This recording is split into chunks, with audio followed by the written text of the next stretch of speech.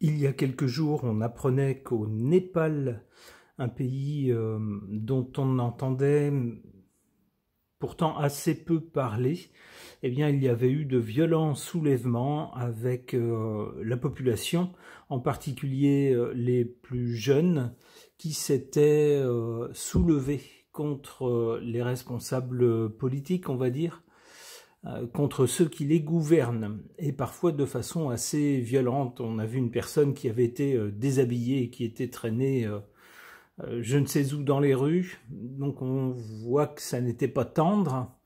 Et voilà qu'une autre partie du monde, un pays pauvre lui aussi, semble l'objet aussi de rébellion de la part de la population, et là aussi également des plus jeunes envers ceux qui les gouvernent. Il s'agit de Madagascar. On nous dit coupures incessantes d'eau et d'électricité, émeutes, pillages. Que se passe-t-il sur l'île? On nous dit les manifestants principalement issus de la génération Z, donc de jeunes gens, et utilisant le drapeau pirate du manga One Piece comme signe de ralliement, protestaient contre les coupures d'électricité et d'eau incessantes et la corruption de la classe politique. Alors c'est ce qu'on nous explique là-dessus.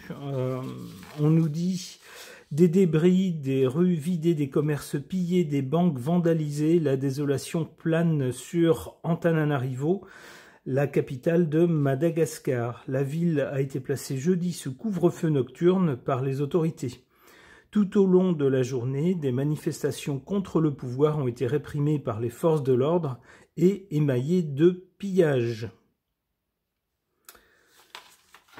On nous explique, on nous dit, reprenant à leur compte le drapeau pirate tiré du manga japonais One Piece, signe de ralliement de mouvements de contestation anti-régime, les manifestants étaient principalement issus de la génération Z. Alors, ils ont répondu à un appel à la mobilisation en ligne, on voit donc l'importance d'Internet, des réseaux sociaux, afin de protester contre les incessantes coupures qui est le quotidien des habitants. Alors là, on cite une personne de Madagascar qui dit « Ce mouvement a été mené pour ramener l'eau et l'électricité. Ici, on a à peu près 12 heures de délestage par jour, explique une étudiante.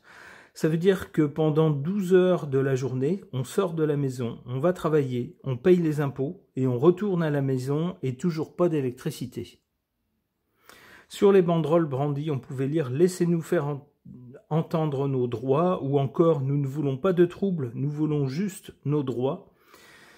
On nous dit que les manifestants dénoncent la corruption et le manque de transparence des dirigeants.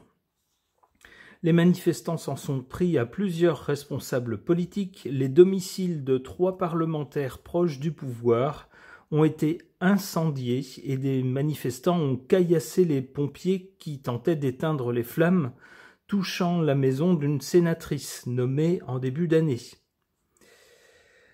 Alors voilà, donc voilà l'ambiance là-bas. Alors l'article se conclut en nous disant « En dépit de ses richesses naturelles exceptionnelles, Madagascar reste l'un des pays les plus pauvres de la planète. Près de 75% de la population vivait sous le seuil de pauvreté en 2022, d'après la Banque mondiale. » Alors, je voudrais interroger les cartes au sujet de la situation à Madagascar. Est-ce que c'est juste un coup de chaud sur ce pays et puis tout va rentrer dans l'ordre? Peut-être malheureusement un coup de matraque, peut-être grâce à certaines promesses, qui sait? Ou est-ce que c'est le début de quelque chose de plus long, d'un malaise plus profond qui pourrait avoir des suites? Je n'en sais rien, j'interroge les cartes à ce sujet. J'interroge mon tarot baroque.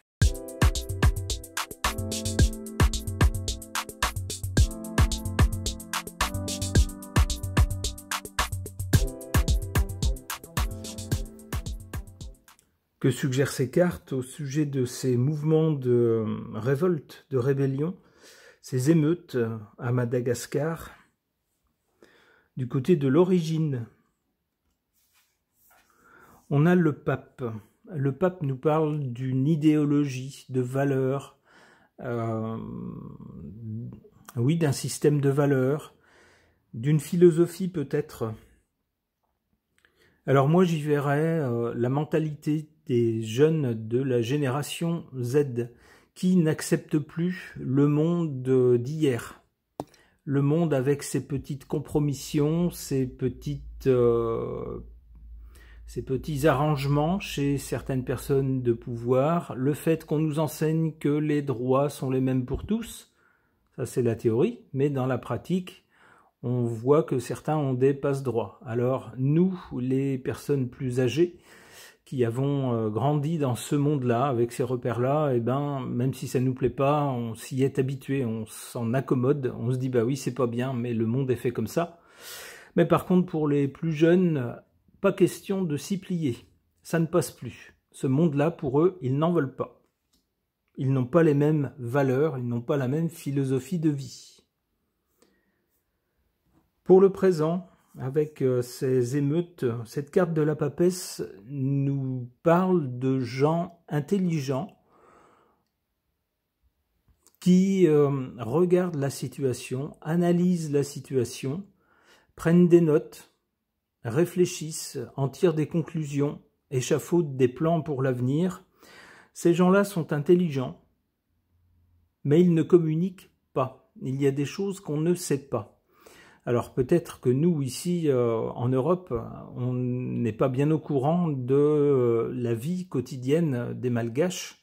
C'est peut-être ça aussi, mais il y a peut-être aussi des choses que les gens au pouvoir, là-bas, ne disent pas. Il y a peut-être également parmi les manifestants certains qui ont intérêt à ce que les choses dégénèrent. J'ai noté dans l'article que je vous ai présenté que les slogans des jeunes, c'était surtout « on ne veut pas tout casser, on veut juste faire valoir nos droits ». Donc, si on se fie à ces slogans, c'est pas eux qui ont créé les émeutes, puisqu'ils disent qu'ils ne veulent pas tout casser. Il y aurait donc des éléments infiltrés. Alors ici en Europe, on connaît ça, à chaque fois qu'on a un défilé pacifique de gens qui veulent juste dire « on n'est pas d'accord » sur une banderole, on sait que s'infiltrent toujours, comme par hasard, des gens qui viennent d'on ne sait pas trop où, enfin si on cherche un peu, on devrait pouvoir trouver, des gens qui viennent tout casser, viennent provoquer les forces de l'ordre et provoquent inévitablement une réponse, surtout lorsqu'il y a des caméras de télé qui peuvent bien sûr dire ensuite « regardez, ces manifestants ne sont que des voyous, des casseurs ». Et voilà comment on discrédite un mouvement. Eh bien, il y a peut-être de cela dans certaines de ces émeutes, si on peut comprendre les manifestations de la population qui n'en peut plus de la façon dont la vie se déroule et réclame des comptes à ceux qui les gouvernent, c'est bien normal, ma foi. En revanche, c'est plus compliqué de justifier des destructions, des agressions, des choses violentes. Cette carte de la papesse nous dit qu'il y a des choses qu'on ne sait pas à ce sujet-là. Du côté de l'avenir, malheureusement pour nos chers malgaches, la carte du chariot, laisse présager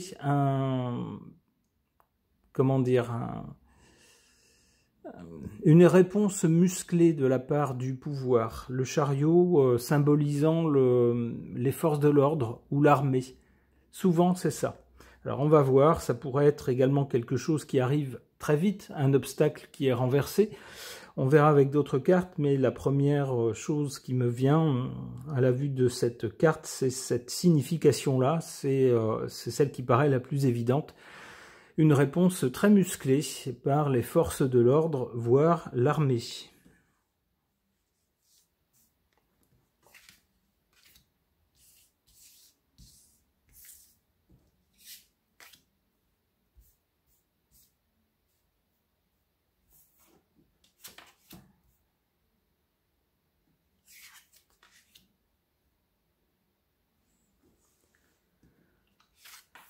En carte faible, la tempérance. Apparemment, les jeunes n'en peuvent plus et ils ne sont pas décidés à croire en de belles promesses, ils ne sont pas décidés à se laisser rouler dans la farine. Ils ne sont pas décidés non plus à s'arrêter. C'est ce que suggère cette carte de la tempérance, mais ici en position faible. Alors, il se pourrait aussi, avec la tempérance ici en position négative, que du côté du pouvoir, on minimise les choses, c'est-à-dire oh bah c'est des jeunes qui se sont un peu enflammés et puis rien de plus, ou alors oh c'est 4-5 voyous qui ont réussi à entraîner à leur suite des jeunes un peu désœuvrés, mais rien de plus. Bon, tout ça c'est pas très positif. En revanche, en carte favorable, on a la roue de fortune qui nous parle bien d'un changement. A priori d'un changement plus profond, plus durable. Alors il se pourrait que cette génération-là, comme je vous le disais à l'instant, n'accepte pas, même si on lui fait des promesses, mais même si on lui dit « Allez, sois gentil, on va te glisser un petit billet dans la poche », non, ça va pas le faire. C'est pas des promesses ou des petites miettes, des choses comme ça qui vont les satisfaire. Eux, ça ne va pas du tout. C'est tout le modèle de société qui ne leur convient pas. Ils n'acceptent pas cette société-là avec de l'accord et puis plus loin le mot qui se finit par sion. Vous voyez de quoi je veux parler. Parmi ceux qui les dirigent, pour eux, c'est pas acceptable. Et donc, ils n'ont pas envie de lâcher le morceau. Alors, le pouvoir pourra répondre ce qu'il veut. Il n'empêche qu'il ne parviendra pas à changer les convictions et les idées de ces jeunes-là, et c'est cette génération qui arrive. Donc d'une façon ou d'une autre, tôt ou tard, le monde qui est en place sera remplacé par le monde voulu par les plus jeunes, celui qu'ils veulent, celui qu'ils imaginent. On a donc bien un changement qui s'annonce. En fait, là c'est un symptôme violent, mais de façon plus générale, que le changement se fasse violemment ou pacifiquement, qu'il se fasse rapidement ou lentement, de toute façon, on va vers autre chose. C'est ce que dit cette carte. Une société organisée sans doute autrement et avec d'autres valeurs.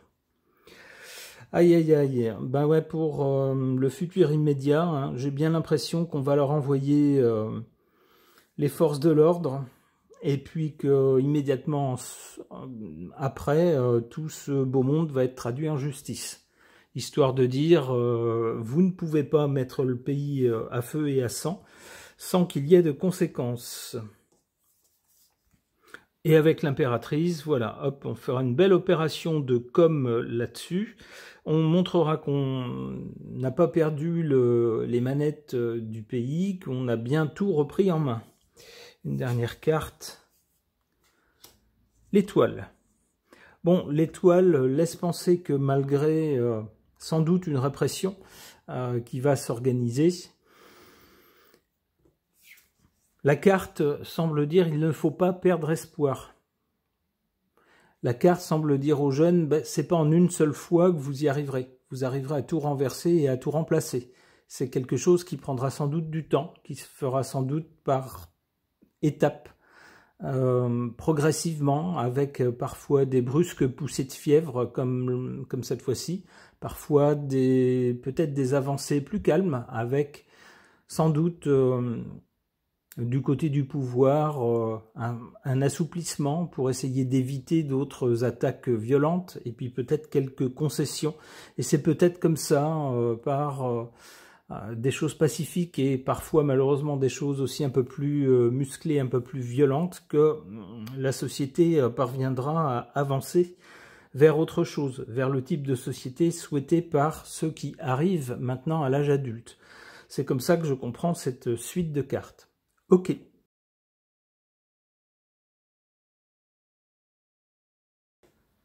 Concernant la situation à Madagascar, il y a eu des émeutes, en particulier menées par, semble-t-il, des gens plutôt jeunes qui n'en peuvent plus des coupures d'eau, des coupures d'électricité longues et récurrentes. ainsi que de l'attitude de la classe dirigeante, la classe au pouvoir, qu'ils accusent de corps, plus loin, corruption, et de manque de transparence. À qui le dites-vous? Ici, en Europe, on découvre également des choses de cet ordre-là. Alors, j'ai l'impression que c'est quand même pire là-bas, à Madagascar. Qu'est-ce que les cartes peuvent nous suggérer de cette situation? J'interroge l'oracle du 6e jour de Fil Voyance.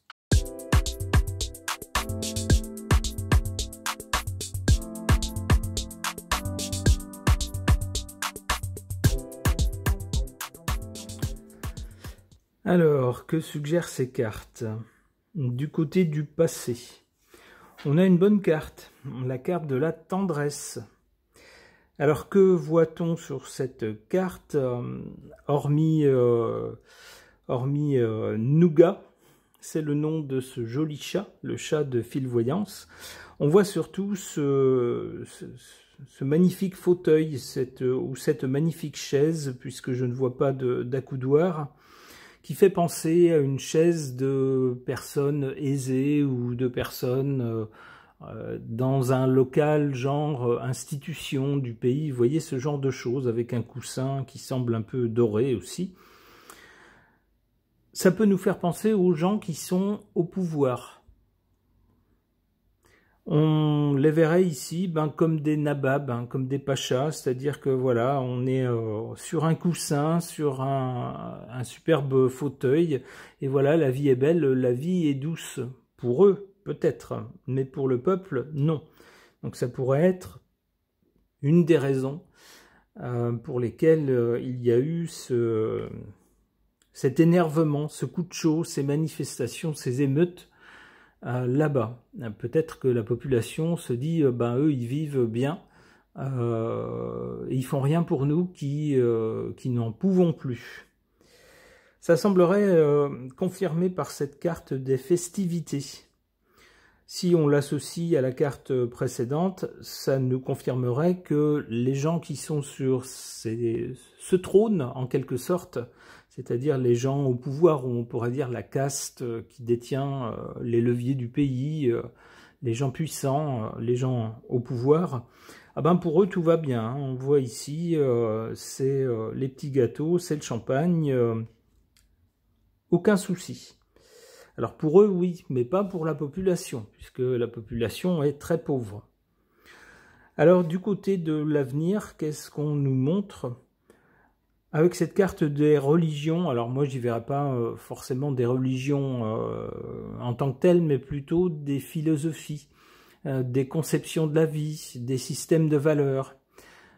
Et ça rejoindrait ce que je vous disais avec le tirage précédent. Moi j'y verrais des gens, en particulier les jeunes dans ce pays, qui de plus en plus à l'avenir vont faire entendre leur voix, leur conception de la vie, leur conception du pouvoir, leur conception de la façon dont le pays doit être organisé, leur conception des comptes que doivent rendre les élus à ceux qui les ont élus et qui les payent. Oui, si on vous paye pour faire un travail, c'est assez logique que vous rendiez des comptes sur le travail pour lequel on vous paye. Et que si ce travail n'est pas fait correctement, la logique voudrait qu'on puisse vous éjecter, qu'on ne continue pas à vous payer pour un travail mal fait. C'est un peu ce que je vois dans cette carte des religions, c'est-à-dire qu'à l'avenir, puisque cette carte est du côté de l'avenir, il semblerait qu'à Madagascar, on entendra de plus en plus les jeunes générations dire « Eh ben nous, on veut plus d'une société qui fonctionne comme ça ». Avec certains privilégiés qui profitent de tout, qui ne rendent compte de rien et qui n'en ont rien à fiche des gens qui les payent et qui, eux, vivent dans la misère. Apparemment, ça changerait. On changerait de philosophie.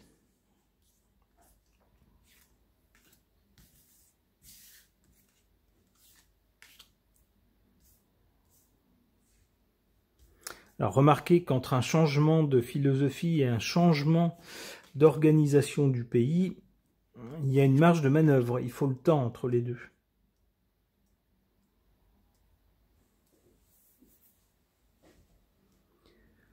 En carte défavorable, le sortilège. Il semble bien malheureusement sur ce pays, Madagascar, la fin de l'article nous disait que c'est pourtant un pays exceptionnellement riche en ressources naturelles. Donc si ce pays était bien géré, il devrait pouvoir s'en sortir tout à fait honorablement. Et pourtant, il semble que depuis des décennies maintenant, ce pays ne s'en sorte pas. Il reste dans la pauvreté. Alors, ça fait penser à un sortilège, alors au sens figuré, si vous voulez. C'est-à-dire, comme on dit, sur tel pays ou telle personne ou telle chose semble avoir la scoumoune, comme on dit, c'est-à-dire ou le mauvais œil ou ce que vous voulez. Alors évidemment, tout ça, c'est pas quelqu'un qui a jeté un sort dessus, mais il y a des raisons, mais comment dire, il ne faut pas se résigner, c'est la leçon de cette carte. Tant qu'on dira, oui, c'est comme ça a toujours été comme ça, le pays s'en sort pas, il s'en sortira jamais, là c'est sûr que déjà, si on n'a pas l'espoir que ça change, si on n'est pas motivé pour que ça change, si on se bouge pas pour que ça change, c'est sûr que ça changera pas. Il y a au moins ça de certain. C'est comme les gens qui disent moi je joue pas au loto parce que de toute façon je gagnerai pas. Ça c'est sûr que si vous jouez pas, vous gagnerez. Vous êtes sûr, absolument sûr de ne pas gagner. Là c'est pareil. C'est un peu ce que je vois avec cette carte là. Il y a peut-être un peu de découragement qui fait que voilà, j'allais dire presque on s'habitue à une situation précaire. C'est triste à dire. Heureusement, on a en carte favorable la carte du secret. Alors, il y a peut-être des choses qu'on ne sait pas, que les autorités de ce pays ne savent pas, et ce sont peut-être des choses qui s'organisent dans le secret. Dans ce cas-là, il s'agirait de bonnes choses dans l'absolu, puisque cette carte est en position favorable.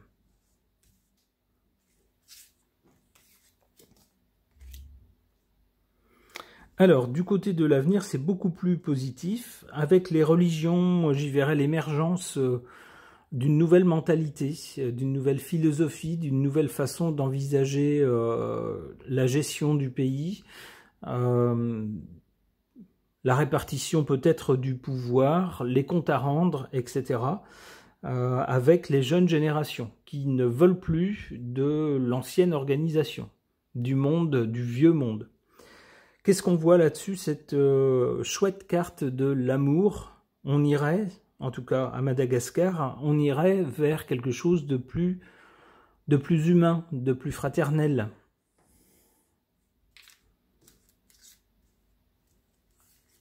Ça serait pas juste, nous on est en haut, on a tout, et puis vous en bas, on se bouche le nez, on veut pas vous entendre, on veut pas vous voir. Et on irait vers quelque chose de plus juste avec la carte de la justice. Eh bien, voilà une évolution magnifique. J'espère vraiment que ça ira dans ce sens-là. Alors, ça ne dit pas la même chose que le tirage précédent. Peut-être que le tirage précédent est à court terme, qu'à court terme, en parlant des manifestations elles-mêmes, elles seront malheureusement réprimées pour que tout le monde rentre dans le rang. Mais peut-être que d'une façon plus spirituelle, on pourrait dire, eh bien, et à plus long terme, la situation et les mentalités vont évoluer dans ce pays. Alors, je l'espère, bien évidemment, pour tous et toutes les Malgaches, et j'espère que ça ira, bien sûr, vers un mieux. Il n'y a pas de raison que les gens n'aient pas le droit d'être heureux dans ce pays aussi. Ce tirage est maintenant terminé. Merci de l'avoir suivi.